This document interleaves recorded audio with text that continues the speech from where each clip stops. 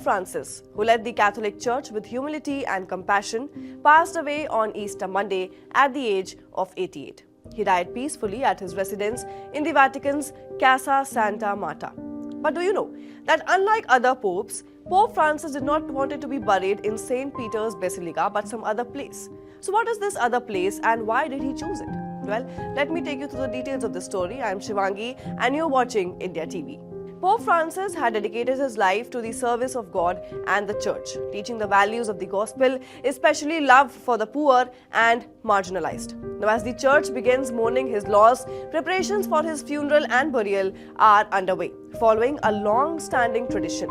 These rituals include the certification of death, displaying his body for public veneration, a funeral mass, and then his burial before the conclave to elect his successor begins. But you must know that Pope had a simplified wish for his funeral. Pope Francis had made some important changes to the traditional papal funeral rites.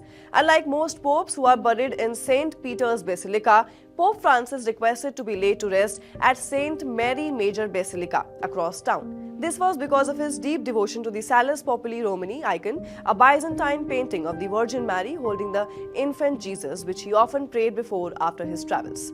He once said that it is my great devotion and added that the place is already prepared. But why were the need for changes in the rites? Well, the changes to the funeral rituals became necessary after the death of Pope Benedict XVI in 2022.